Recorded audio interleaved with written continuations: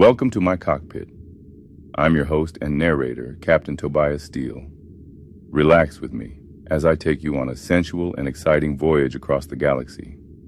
Unleash your science fiction fantasies with these action-packed tales featuring mature and provocative adventures. Viewer discretion is advised.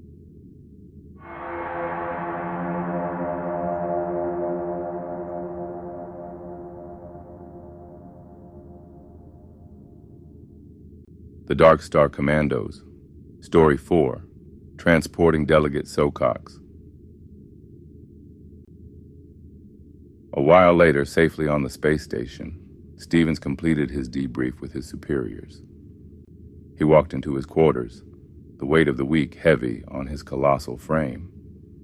The dogfight with the raiders, the delay in approved time-off requests, the endless responsibilities. None of it had worn on him physically, but mentally he craved solitude, quiet, and most importantly, a release. His quarters were minimalist yet spacious, designed to accommodate Earth's commandos' massive augmented physiques. Stripping down, he stepped into the decontamination shower, the heated jets of purifying steam and cleansing nanowater cascading over his hulking, chiseled body. The cybernetically enhanced musculature of his shoulders and back gleamed under the mist, the ridges and valleys of pure, functional power shifting with every movement. His broad, sculpted back, laced with subdermal reinforcements, relaxed. He relished in the moment of stillness. His thick, muscular thighs, powerful from years of ground combat on high-gravity planets, stood like pillars of engineered perfection, supporting the raw weight of his battle-hardened frame. And then there was his buttocks, a masterpiece of sheer power and precision, round, dense, and cut like stone, sculpted by the same brutal regimen that had transformed him into an apex warrior.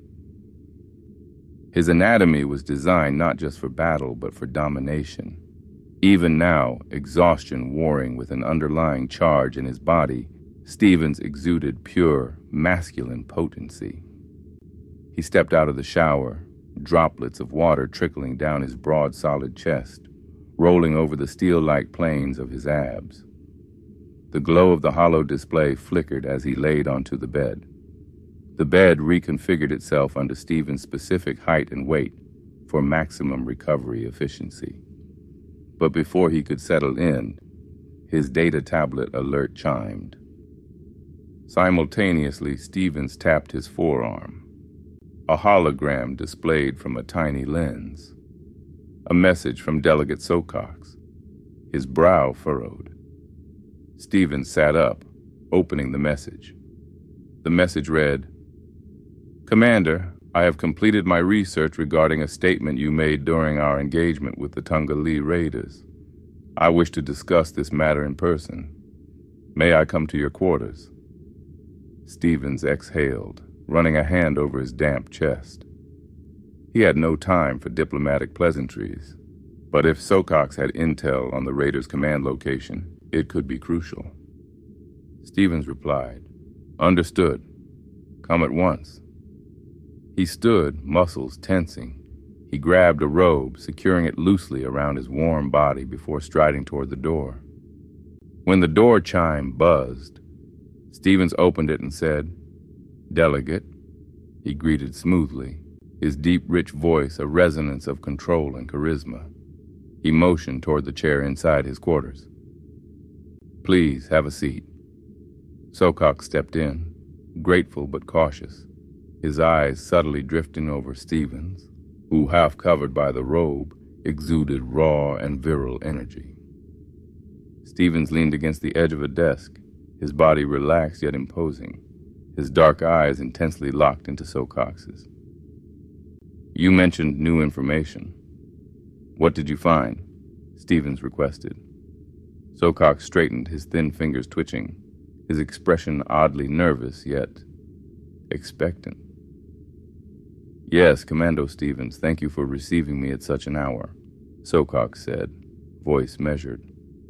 "During our skirmish, You made a statement that I cataloged for later research. I have now completed my research using Earth's database and... He hesitated, then continued. I wish to accept your invitation.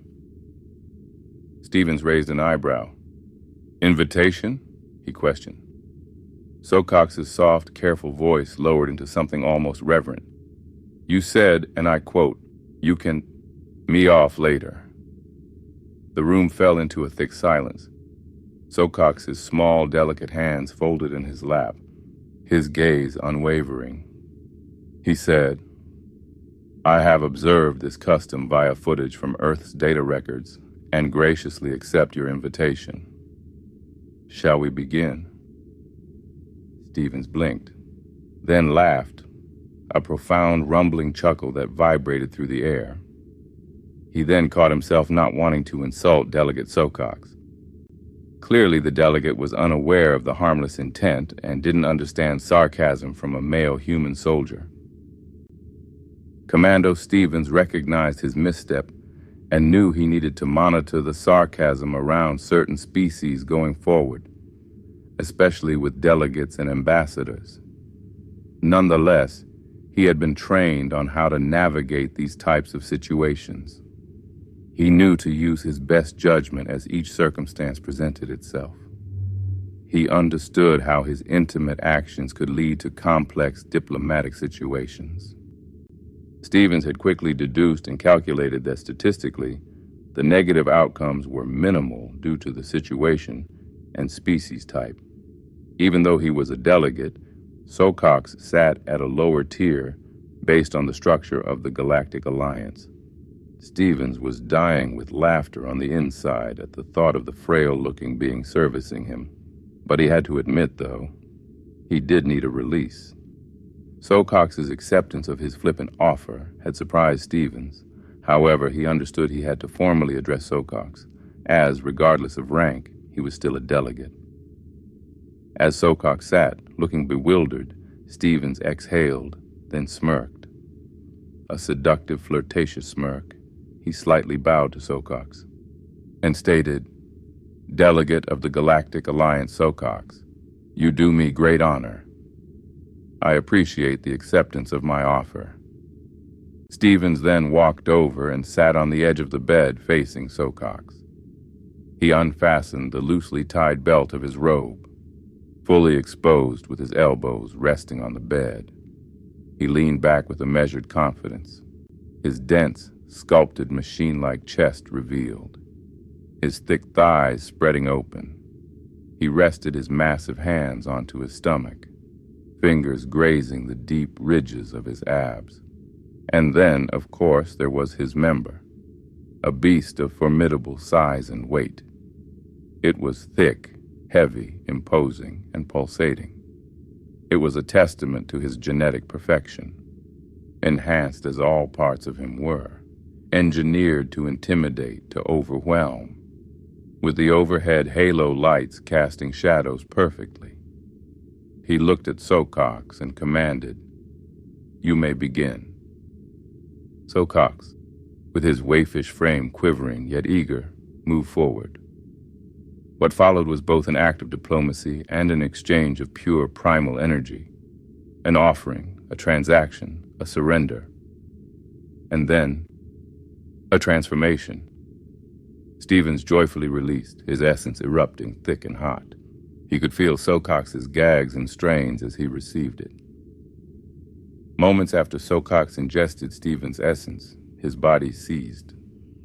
His form jerked violently as a wave of unimaginable energy coursed through him. His eyes widened, his body contorting, the very molecular structure of his being rewriting itself with every convulsion. Socox screamed, I can feel the power. Stevens hastily jumped to his feet, alarmed, body still glistening with post-release heat. Socox shook, radiating a glow that grew brighter, uncontrollable. As the smoke and steam began to clear, still fully nude, Stevens took a slow step back, his breath still and his fists clenched, his aggressive stance ready to engage in combat. Socox was no longer fragile, waifish, cowering. He was now pure mass, pure muscle, a titan of raw strength. Though his height remained the same, his frame had tripled in width, his limbs thickened with undiluted power. His veins pulsed, his newly forged biceps flexed, waves of energy radiating from his transformed body. Socox grinned and looked down at his huge pulsating arms and chest, his breaths heavy, his fists tight. "I feel amazing. I am reborn," Socox said excitably. Stevens, still reeling, still bare, stared at the muscular, transformed being before him that his essence had created. Stevens shook his head in disbelief and muttered, "I'm never getting head from an alien again."